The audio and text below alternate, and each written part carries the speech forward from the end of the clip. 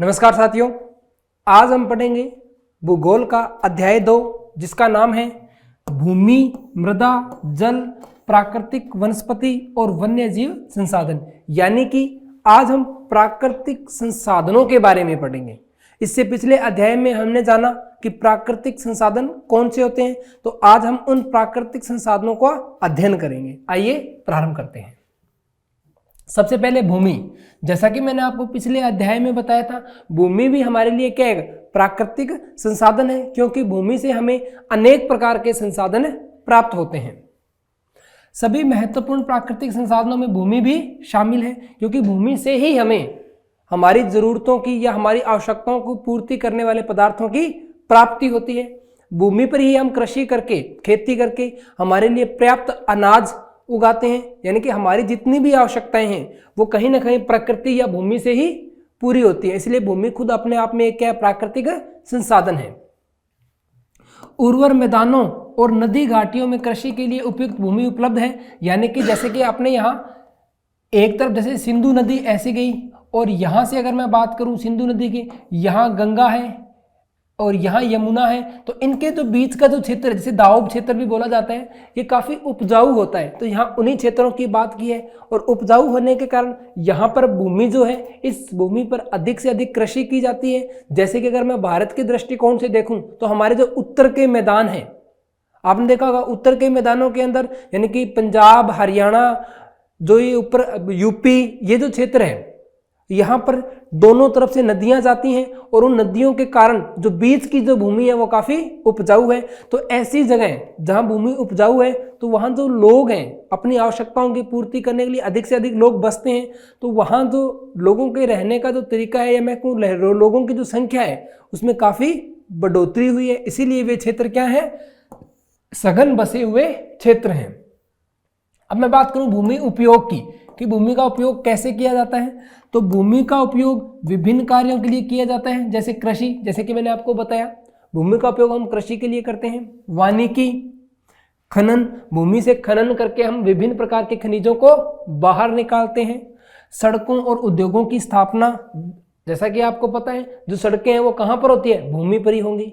उद्योग कहाँ होंगे, भूमि पर ही होंगे। हमारे जो घर होते हैं वो भी कहाँ है, भूमि पर ही है।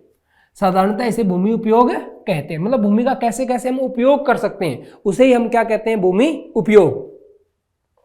लोगों ने सामुदायिक भूमि पर व्यापारिक क्षेत्र बनाने, नगरीय क्षेत्रों में घर बनाने और ग्रामीण क्षेत्रों में कृषि योग्य भूमि का विस्तार करने के लिए अनाधिकृत हस्तांतरण करना शुरू कर दिया है। यानी कि एक ऐसी भूमि जो कहीं ना कहीं सरकार के हिस्से में आती है, यानी कि जो सार्वजनिक नहीं थी, लोगों के लिए नहीं थी, ऐसी भूमि के अंदर भी अब लोग ज़्यादा से ज़्यादा पहुंचते हैं। क्योंकि देखो, एक ऐसा क्षेत्र जहां ज़्यादा कृषि की जा सकती है, जहां उस भूमि की उपयोगिता का ज़्यादा से ज़्यादा लाभ उठाया जा सकता है, तो हर प्रकार के लोग उस लाभ को उठाना चाहते हैं, और इसीलिए अनाधिकृत लोग वहां प्रवेश कर जाते हैं।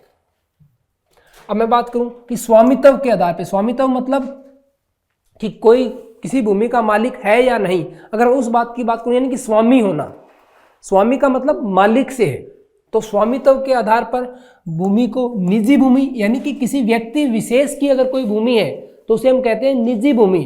तो स्वामित्व के आधार पर निजी भूमि और सामुदायिक भूमि, न सामुदायिक भूमि जो एक समुदाय के लिए हो, और निजी भूमि किसी व्यक्ति विशेष की जो भूमि होती है, में बांटा जा सकता है। निजी भूमि व्यक्तियों के स्वामित्व में होती है। निजी भूमि, जैसा कि मैंने आपको बताया, किसी व्यक्ति विशेष की जो भूमि होती है उसे निजी भूमि कहते हैं।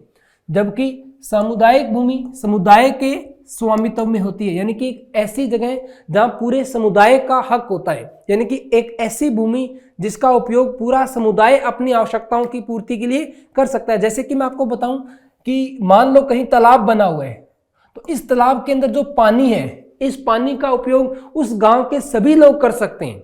यानी कि ये क्या होगी, सामुदायिक भूमि। वही इस तालाब के चारों तरफ जो कृषि योग्य भूमि है वो वहां के लोगों के अंदर बंटी हुई होगी। तो ये जो कृषि योग्य भूमि होगी ये क्या होगी, निजी भूमि।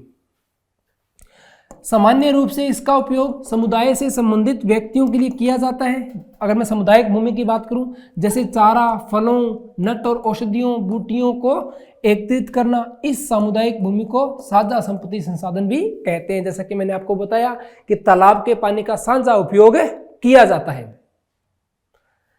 वर्तमान में कृषि और निर्माण संबंधी गतिविधियों के प्रसार के कारण निम्नीकरण, भूस्खलन, मृदा अपरदन, मरुस्थलीकरण पर्यावरण के लिए प्रमुख खतरा है। देखो बच्चों, हो क्या रहा है, ज्यादा से ज्यादा कृषि योग्य भूमि प्राप्त करने के लिए पेड़ों को काटा जा रहा है और पेड़ों को काटकर उन स्थानों पर कृषि की जा रही है।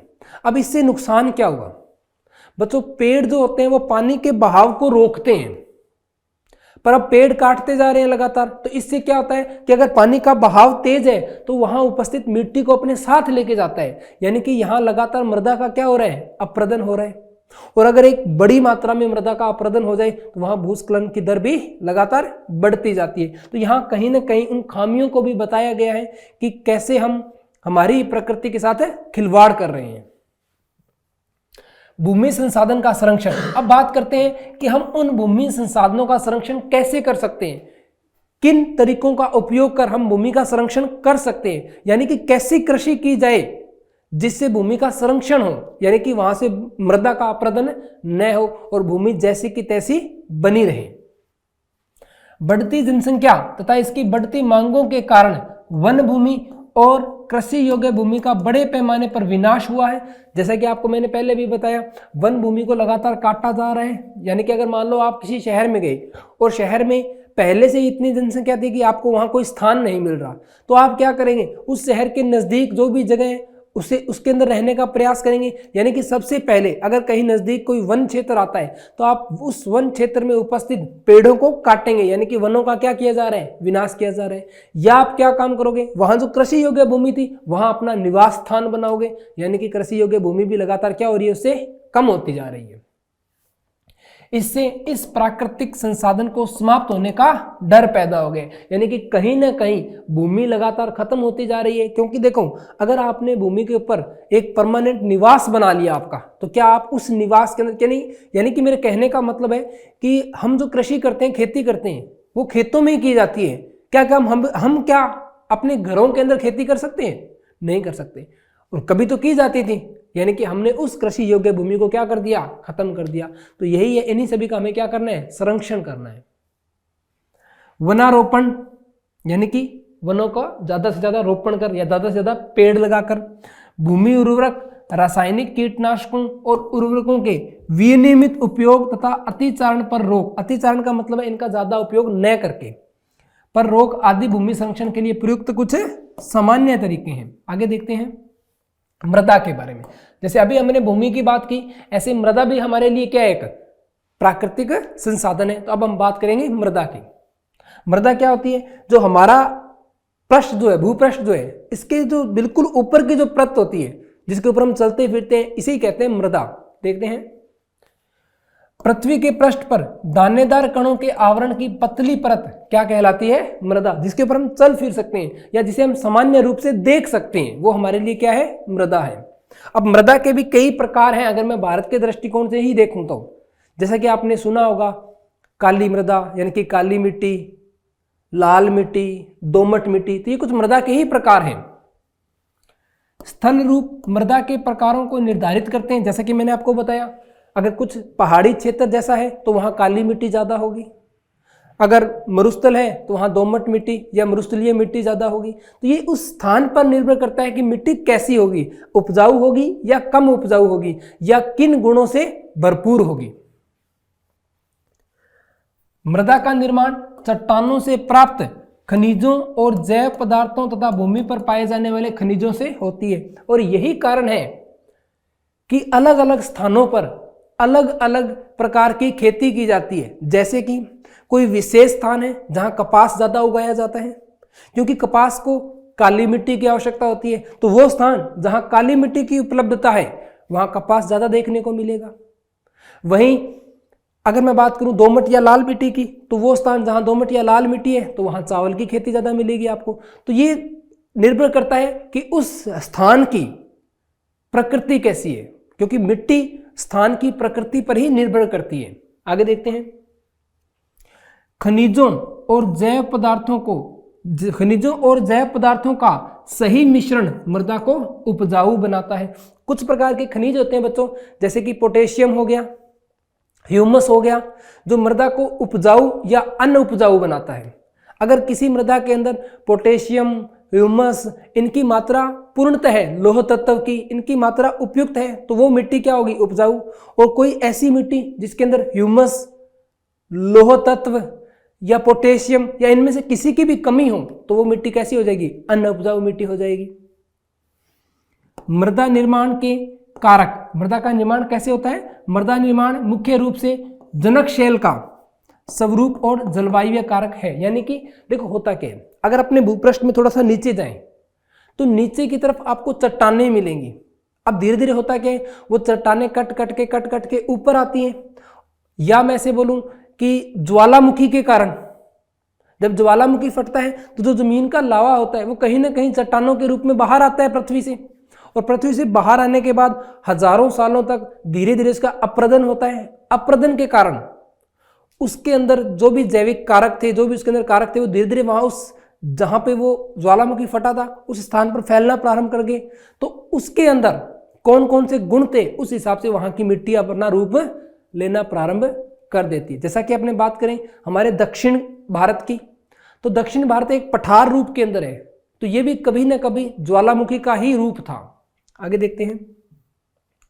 जैसे कि मैंने आपको बताया कि एक मृदा के अंदर क्या क्या विशेषताएं होनी चाहिए, जैसे कि ह्यूमस और वनस्पति के साथ ये ऊपरी मृदा होती है। यहाँ ह्यूमस मतलब नमी की कमी ना हो, यानी नमी युक्त जो मृदा है उसे ह्यूमस बोलते हैं। बालू, गाद, क्ले के साथ मृदा के जस्ट नीचे यहाँ बालू, गाद, क्योंकि यहाँ पानी इकट्ठा होता है इसीलिए इसे बालू या गाद कहा जाता है। इसके बाद अपक्षयित चट्टान। अपक्षयित चट्टान का मतलब है बच्चों नीचे नीचे चट्टाने हैं, अब चट्टाने क्षयित होकर यानी कि धीरे धीरे कट के ऊपर आती हैं, तो इसलिए इसे मैंने क्या कह दिया? अपक्षयित चट्टाने पदार्थ। आगे देखते हैं। मृदा का निम्नीकरण और संरक्षण के उपाय। जैसा कि हमने भूमि के संरक्षण के उपाय देखे, ऐसे ही अब हम मृदा के संरक्षण के उपाय देखेंगे। क्योंकि देखो अतिचार जो होता है वो कहीं ना कहीं बुरा होता है, तो अतिचार को कैसे कम कर सकते हैं वो देखेंगे। मृदा अपरदन और क्षीणता मृदा संसाधन के लिए दो मुख्य खतरे हैं। मानवीय और प्राकृतिक दोनों ही कारकों से मृदाओं का निम्नीकरण हो रहा है। निम्नीकरण मतलब इनके अंदर जो उपजाऊपन था वो लगातार क्या होता जा रहा है? कम होता जा रहा है। मृदा के निम्नीकरण में सहायक कारक वनोन्मूलन यानी कि वनों का काटा जाना, अतिचारण ज्यादा से ज्यादा उपयोग करना, रासायनिक उर्वरकों और कीटनाशकों का अत्यधिक उपयोग। होता क्या है बच्चों, जब आप किसी एक विशेष स्थान पर लगातार अधिक से अधिक कीटनाशकों का, उर्वरकों का उपयोग करेंगे तो धीरे धीरे वो जो मिट्टी है वो अनउपजाऊ होती जाएगी। वर्षा दोहन का मतलब है अत्यधिक वर्षा के कारण ऊपर की जो मिट्टी है वो पानी के साथ बह जाती है, तो कहीं ना कहीं उस मिट्टी, उस मृदा के अंदर जो उपजाऊ पदार्थ थे वो पानी के साथ बह गए, तो यहाँ वर्षा दोहन के कारण भी क्या हो रहा है? निम्नीकरण हो रहा है। भूस्खलन और बाढ़ आदि किसके उदाहरण है? इसके निम्नीकरण के, यानी कि कैसे इसमें कमी आ रही है। अब मैं बात करता हूं मृदा संरक्षण की, कि मृदा संरक्षण की कुछ विधियां, कि कैसे हम मृदा का संरक्षण कर सकते हैं या विशेषतः किस प्रकार की कृषि करके हम मृदा का संरक्षण कर सकते हैं। इनमें कुछ विशिष्ट हैं। मल्च बनाना। देखो बच्चों, मल्च बनाना का मतलब क्या होता है? मल्च एक प्रकार की प्लास्टिक की शीट होती है। जैसे मान लो बच्चों आपने कोई खेत है, आपका कोई, ठीक है, इस खेत के अंदर अपने पानी लगाया। पानी लगाने के बाद अपने क्या किया? बुआई से पहले, यानी कि अभी तक मान लो अपने को बुआई नहीं करनी, क्योंकि पानी के हाथों हाथ बुआई कभी नहीं की जाती, तो आपको बुआई करनी है। तो बुआई करने के लिए आपने क्या किया? उससे पहले मल्च यानी कि जो प्लास्टिक की शीट जो थी, इस प्लास्टिक की शीट को इस खेत के ऊपर बिछा दिया, ताकि इस मृदा के अंदर जो ह्यूमस, जो नमी थी, वो अब खत्म ना हो, लगातार बनी रहे, ताकि जब बुआई की जाए तो हमें एक अच्छा परिणाम प्राप्त हो। ऐसे ही जब मैं बात करता हूं वेदिका फार्म की, तो ये देखो बच्चों आप देख सकते हो वेदिका फार्म, इसके अंदर ऐसे इस तरीके से वेदिकाएं बनाकर कृषि की जाती है, तो इसे हम कहते हैं वेदिका फार्म। ऐसे ही समोच्च रेखीय जुताई। देखो समोच्च रेखीय का मतलब होता है बच्चों एक ही हाइट के ऊपर जो रेखाएं होती हैं, यानी कि एक ही ऊंचाई पर लगातार रेखाएं बनाकर जो कृषि की जा रही है, यानी कि एक विशेष तल पर सीधा किया उसे और कृषि, ऊपर गए फिर कृषि, ऊपर गए फिर कृषि, तो इसे क्या कहेंगे अपने समोच्च रेखीय जुताई। ऐसे ही रक्षक मेखलाएं, रक्षक मेखलाओं से संबंध या रक्षक मेखलाओं का मतलब है पेड़ों को लगाकर, यानी कि लगातार पेड़ों की कतार लगाएं ताकि उससे जो पानी का जो बहाव है उसको रोका जाए। तो रक्षक मेखलाओं में हम क्या करते हैं, पेड़ उगाते हैं। चट्टाने या बांध, यानी कि अगर आपने को पानी या मिट्टी या मृदा के निम्नीकरण को कम करना है तो हम चट्टानों से पानी को या बांध बनाकर उस बाढ़ के पानी को या वर्षा के पानी को एक जगह रोक सकते हैं ताकि उससे आगे आने वाली जितनी भी मिट्टी है उसका नुकसान न हो या उसका अपरदन न हो। बीज की फसल उगाना, बीज की फसल का मतलब होता है बच्चों ऐसी दो फसलों को एक साथ उगाना जो उस मिट्टी में उपस्थित हरेक प्रकार के जो उपजाऊ पदार्थ है उनका उपयोग कर सके। जल, जल भी देखो बच्चों एक प्राकृतिक संसाधन है। अभी तक हमने भूमि के बारे में देखा, मृदा के बारे में देखा, ऐसे ही जल भी भूमि और मृदा की तरह क्या है, प्राकृतिक संसाधन है, यानी कि हमें प्रकृति से प्राप्त होता है। जल एक महत्वपूर्ण नवीकरणीय प्राकृतिक संसाधन है। बच्चों नवीकरणीय का मतलब इसकी पूर्ति होती रहती। कैसे, देखो आपको पता है जल चलता है हमेशा जल चक्कर के रूप में। जल चक्कर मतलब समुद्रों से महासागरों से जल भाप के रूप में ऊपर जाता है और वहां संघन होकर बादल बनता है। हवाओं के साथ वे बादल जमीन की तरफ आते हैं और जमीन पर वापस वर्षा होती है। उस वर्षा के कारण जो पानी था समुद्र से उठा हुआ पानी वापस जमीन पर आ जाता है। इससे क्या होता है, एक तो हमारा भूजल जो है भूजल का स्तर बढ़ता है, दूसरा बचा हुआ जो जल है, बचा हुआ जल नदियों के माध्यम से वापस कहां पहुंच जाता है, समुद्रों से, और फिर वापस, मतलब ये जो चक्र है ये लगातार चलता रहता है। इसीलिए ये क्या एक नवीकरणीय संसाधन है। भूपृष्ठ का 3/4 भाग जल से ढका हुआ है, यानी कि हमारी पृथ्वी का लगभग 75% हिस्सा जो है उसके ऊपर क्या है, जल है। इसलिए इसे जल ग्रह कहा जाता है। देखो बच्चों जल ग्रह या हमारी पृथ्वी को नीला ग्रह भी कहा जाता है। नीला ग्रह इस जल के रंग के कारण ही कहा जाता है। आपने देखा होगा समुद्रों का जो रंग होता है वो नीला होता है और सबसे ज्यादा भाग पर जल होने के कारण ही हमारी पृथ्वी को क्या कहा जाता है, नीला ग्रह कहा जाता है। महासागरों का जल लवणीय है। लवणीय का मतलब बच्चों हम कह सकते हैं खारा जल है, यानी कि उसके अंदर लवण की मात्रा ज्यादा उपस्थित होती है और मानवीय उपभोग के लिए उपयुक्त नहीं है, यानी कि इस जल का उपयोग हम पीने के लिए नहीं कर सकते क्योंकि ऐसा जल हमारे शरीर की आवश्यकताओं की पूर्ति नहीं कर पाता। अलवण यानी कि ऐसा जल जो अलवणीय है, यानी कि मीठा जल। जल केवल 2.7% ही है, यानी कि पूरे जल का सिर्फ 2.7% जल ही अलवणीय यानी कि पीने योग्य है। इसका लगभग 70% भाग बर्फ की चादरों और हिमानियों के रूप में अंटार्कटिका, ग्रीनलैंड और पर्वतीय प्रदेशों में पाया गया है। यानी कि इस 2.7 का भी 70% अंटार्कटिका जो कि हमारे पृथ्वी के दक्षिणी भाग पर है, वहां बर्फ की चादर के रूप में, या मैं से बोलूं कि शुद्ध जल के रूप में, बर्फ के रूप में पड़ा है। इसके अलावा अगर मैं बात करूं, जैसे अपने हिमालयी क्षेत्रों की बात करूं तो उनकी जो चोटियां हैं हिमालय की वो बर्फ से ढकी पड़ी हैं, तो वो भी शुद्ध जल का स्रोत है। यानी कि 2.7 के अंदर से भी 30% ऐसा है जो मानव के उपभोग में काम आ रहा है। आगे देखते हैं। केवल 1% अलवण जल उपलब्ध है और वह मानव उपभोग के लिए उपयुक्त है। यानी कि मानव तक उपलब्धता की बात करूं, क्योंकि देखो उस 30% में से भी बहुत सारा जल नदियों के रास्ते वापस कहां पहुंच जाता है, समुद्रों के अंदर पहुंच जाता है। यह भौमजल, नदियों और झीलों में पृष्ठीय जल के रूप में तथा वायुमंडल में जल वाष्प के रूप में पाया जाता है। इसलिए अलवणीय जल पृथ्वी का सबसे अधिक मूल्यवान पदार्थ है। क्योंकि देखो मूल्यवान पदार्थ अपने आप है, क्योंकि यह मानव की आवश्यकताओं की पूर्ति कर रहे हैं। यानी कि बिना जल तो हम जीवित भी नहीं रह सकते, इसलिए इसे सबसे मूल्यवान पदार्थ माना गया है। जल कृषि, उद्योगों तथा बांधों के जलाशयों के माध्यम से विद्युत उत्पादन करने में भी प्रयोग किया जाता है। यानी कि यहाँ जल के उपयोग बताए गए हैं कि जल का उपयोग कहाँ कहाँ कर सकता है। एक तो मानव करता है, दूसरा मानव ही कृषि के लिए भी करता है, उद्योगों के लिए भी करता है। जैसा कि आपको पता है जो उद्योग होते हैं, उद्योगों का निर्माण ही ऐसे स्थान पर किया जाता है जहां जल की उपलब्धता हो। आगे देखते हैं जल उपलब्धता की समस्याएं कि क्या क्या समस्याएं हैं जल के उपलब्धता की। जल एक अभाव मौसमी अथवा वार्षिक वर्षण में विविधता का परिणाम स्वरूप हो सकता है। जैसे कि आपने देखा होगा कुछ स्थानों पर जल की उपलब्धता अच्छी खासी है, यानी कि वहां जल उपलब्ध हो जाता है, पर कुछ स्थान ऐसे हैं जैसे कि अगर अपने बात करें राजस्थान के मरुस्थल के थार की, यहाँ जल की उपलब्धता कम है क्योंकि यहाँ वर्षा का जो रेशियो है, अनुपात है, वो अन्य प्रदेशों से काफी कम है। अथवा अति उपयोग और जल स्रोतों के संदूषण के कारण भी जल का अभाव हो सकता है। अब मैं बात करता हूं जल संसाधनों के संरक्षण की कि जल का संरक्षण कैसा किया जाए। तो जल एक नवीकरणीय संसाधन है। नवीकरणीय का मतलब मैं आपको पहले भी बता चुका हूं, एक ऐसा संसाधन जिसका दोबारा उपयोग किया जा सके, जो कभी खत्म न हो। तथापि अति उपयोग और प्रदूषण इसे उपयोग के लिए अनुपयुक्त बना देते हैं। यानी कि हमारे पास जल उपलब्ध है पर फिर भी हम उसका उपयोग नहीं कर पाते। किसके कारण? प्रदूषण के कारण। एक जल प्रदूषण का नाम सुना होगा बच्चों आपने, तो उस जल प्रदूषण के कारण हम जल का उपयोग नहीं कर पाते।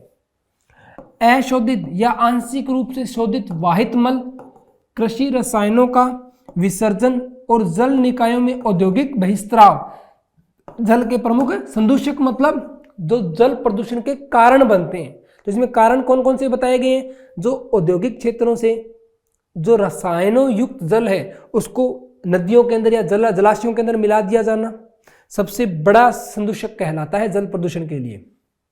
ऐसे ही कृषि के अंदर रसायनों का लगातार उपभोग करते रहने से वो जो रसायन है वो रस रस का धीरे धीरे भूजल के अंदर पहुंच जाते हैं और उस भूजल को भी पीने योग्य या मानव उपयोगिता के लिए उपलब्ध नहीं होने देते।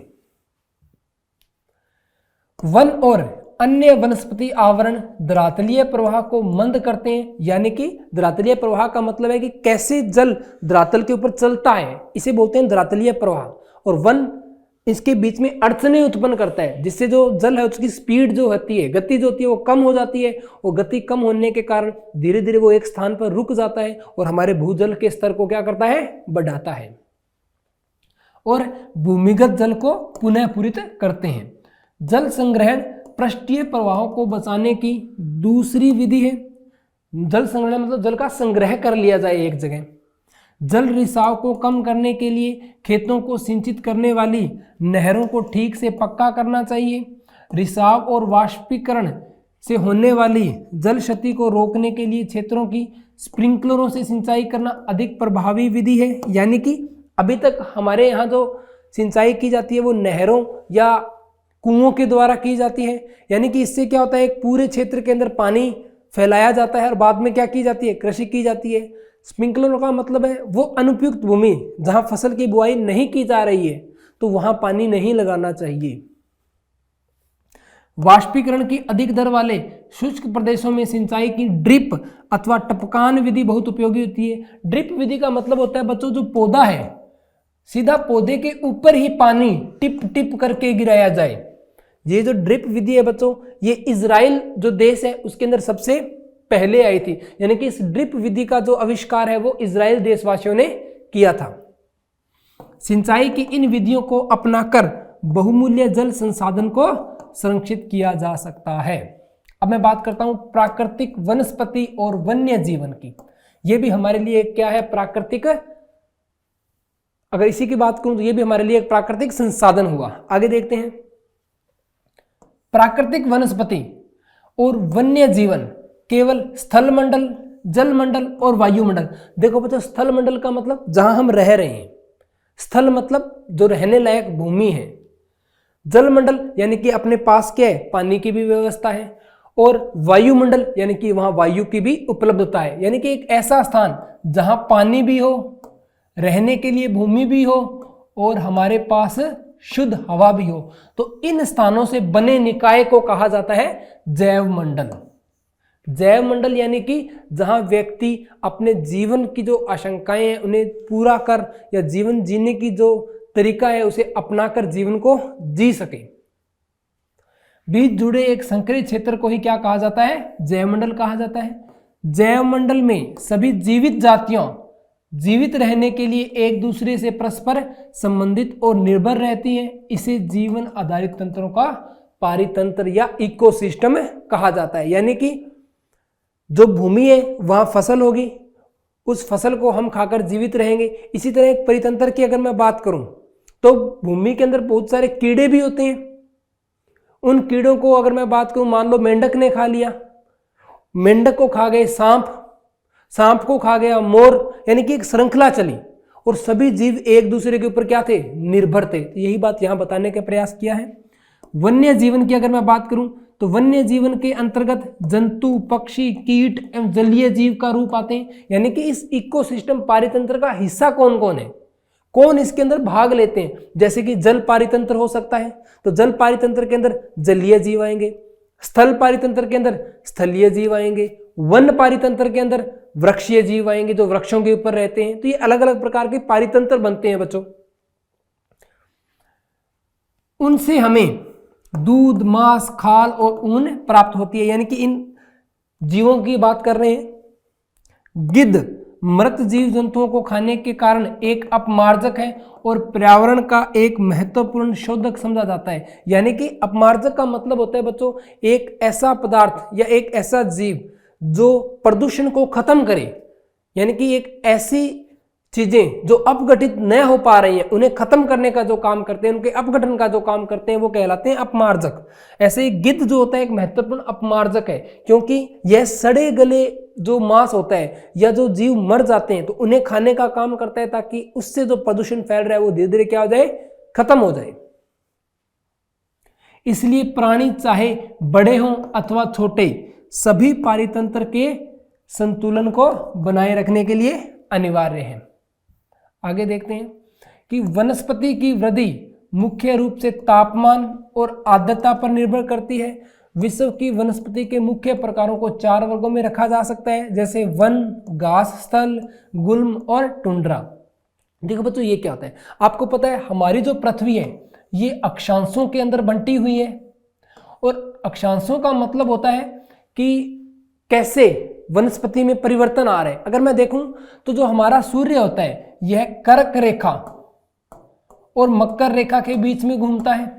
यानी कि अगर मैं इसे 23.5 डिग्री नॉर्थ मानूं यानी कि उत्तर, और इसे 23.5 डिग्री दक्षिण मानूं तो हमारा सूर्य हमेशा इनके बीच में रहेगा। यानी कि तापमान हमेशा यहां बीच में बना रहेगा।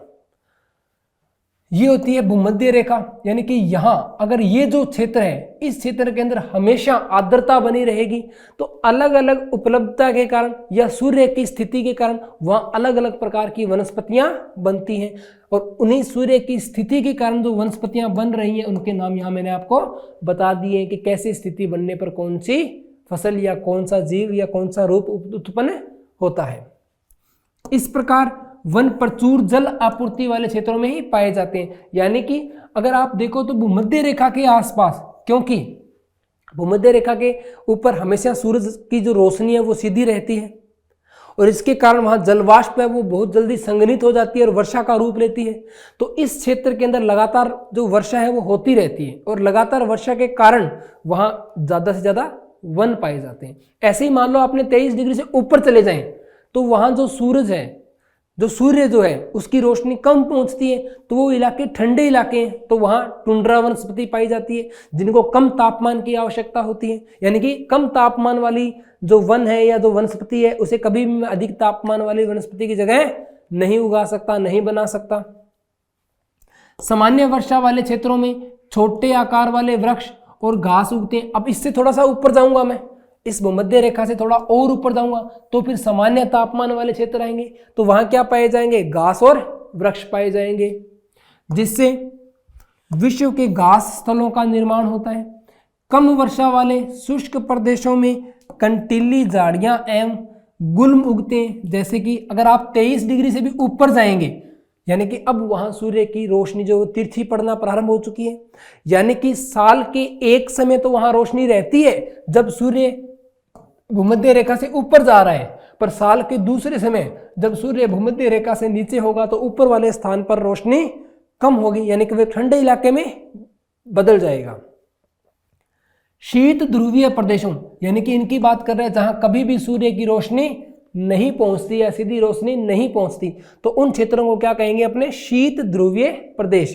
तो टुंड्रा वनस्पति में मोस और लाइकेन सम्मिलित है। आगे देखते हैं,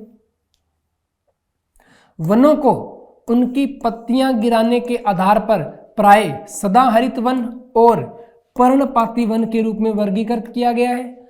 सदाहरित वन उन्हें कहते हैं जिन वनों के वृक्ष वर्ष के किसी भी ऋतु में अपनी पत्तियां नहीं गिराते। तो नाम से ही स्पष्ट हो रहा है बच्चों, सदाहरित यानी कि वे हमेशा क्या रहते हैं, हरे रहते हैं, यानी कि किसी भी ऋतु के अंदर वो अपने सभी पत्तों को नहीं गिराते हैं, इसीलिए उन्हें बोला जाता है सदाहरित, यानी कि वे जो वन है वो हमेशा हरे ही दिखाई देंगे आपको, हमेशा हरे ही रहते हैं। इसके अलावा अगर मैं पर्णपाती वन की बात करूं तो ऐसे वन हैं जिनके वृक्ष वाष्पोर्जन से होने वाली हानि को रोकने के लिए किसी विशेष ऋतु में अपनी पत्तियां गिरा देते हैं।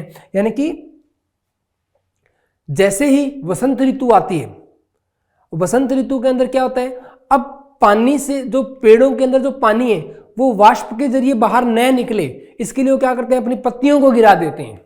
अब जब पत्तियां ही नहीं रही तो उनके अंदर जो नमी थी वो लगातार बनी रहेगी, और पत्तियां गिरा देते हैं, इसीलिए उन्हें क्या कहते हैं, पर्णपाती वन। प्राकृतिक वनस्पति और वन्य जीवन का संरक्षण। अब हम देखेंगे कि कैसे हम प्राकृतिक वनस्पति और वन्य जीवों का संरक्षण कर सकते हैं और कैसे हमने उसका निम्नीकरण किया। वन हमारी संपदा है, क्योंकि वनों से हमें बहुत से कारकों की या हमारी जरूरतों की पूर्ति करने वाले पदार्थ प्राप्त होते हैं। पौधे जंतुओं को आश्रय प्रदान करते हैं, यानी कि कुछ ऐसे जंतु होते हैं जो पौधों को खाकर जीवित रहते हैं, और साथ ही परितंत्र को भी अनुरक्षित करते हैं। यानी कि अगर पौधे ना होंगे तो उन जीवों का क्या होगा जो उन पौधों को खा के जी रहे थे। अगर वो जीव ना हुए जो दूसरे जीवों को खाते हैं, यानी कि जो मांसाहारी हैं, तो फिर उनका क्या होगा। जैसे कि अगर मैं आपको एक उदाहरण के तौर पे बताऊं, खरगोश जो है, खरगोश खाता है घास, यानी कि अगर घास ही ना होता तो क्या खरगोश होता, कभी नहीं होता। अच्छा, खरगोश ना होता तो क्या लोमड़ी हो पाती, क्योंकि लोमड़ी जो होती है वो छोटी शाकाहारी होती है। और इससे बड़े शाकाहारी की बात करूं तो जो शेर है वो सबसे बड़े शाकाहारी है। तो कहीं ना कहीं मैं देख सकता हूं कि एक तंत्र चल रहा है, और ये जो तंत्र है कहीं ना कहीं निर्भर करता है वनों पर, पेड़ पौधों पर। जलवायु में परिवर्तन और मानव हस्तक्षेप के कारण पौधों और जंतुओं के प्राकृतिक आवास नष्ट होते जा रहे हैं। यानी कि मानव के हस्तक्षेप का मतलब है कि मानव ने कई स्थान ऐसे थे जहां औद्योगिकरण के लिए पेड़ ही काट दिए। अब जिस स्थान पर पेड़ ही नहीं होंगे तो क्या ये जो अपने तंत्र बनाया है, क्या ये तंत्र पनप सकता है, नहीं पनप सकता। तो कहीं ना कहीं हम खुद क्या कर रहे हैं, प्रकृति के साथ खिलवाड़ ही कर रहे हैं। बहुत सी जातियां असुरक्षित अथवा संकटापन्न हैं और कुछ लुप्त होने के कगार पर हैं। इसका मतलब बहुत से जीव ऐसे हैं जिनका पारितंत्र इतना ज्यादा प्रभावित हो चुका है कि उनका जीवन यापन करना ही मुश्किल हो चुका है, और वो लगातार धीरे धीरे क्या होते जा रहे हैं, लुप्त होते जा रहे हैं। और एक ऐसा समय आएगा जब वो बिल्कुल लुप्त हो जाएंगे। जैसा कि हम पढ़ते हैं डायनासोर, कुछ समय पहले, आज से हजारों साल पहले पृथ्वी के ऊपर डायनासोर जैसे बड़े जीव पाए जाते थे, पर धीरे धीरे उनका पारितंत्र नष्ट होता गया, और जो बड़े बड़े जीव थे वो सारे जीव भी क्या हो गए, लुप्त हो गए।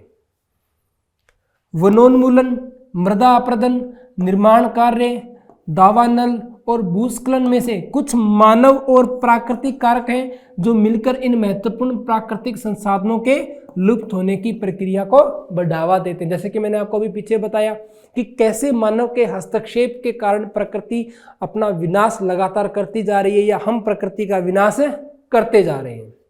अब हम बात करते हैं राष्ट्रीय उद्यान, वन्य जीव अभयारण्य, जैव मंडल निश्चय। देखो बच्चों, ये कुछ ऐसे स्थान हैं जो कहीं ना कहीं हमारी प्रकृति के विनाश को बचाने का प्रयास कर रहे हैं। यानी कि यहाँ से ना तो आप कुछ मतलब ऐसे स्थान है यहाँ ना आप पेड़ पौधों को काट सकते हैं, यानी कि कहीं ना कहीं प्रकृति के संरक्षण के लिए बनाए गए हैं राष्ट्रीय उद्यान, वन्य जीव अभयारण्य, जैव मंडल निश्चय। यह हमारी प्राकृतिक वनस्पति और वन्य जीवन को सुरक्षित रखने के लिए बनाए जाते हैं।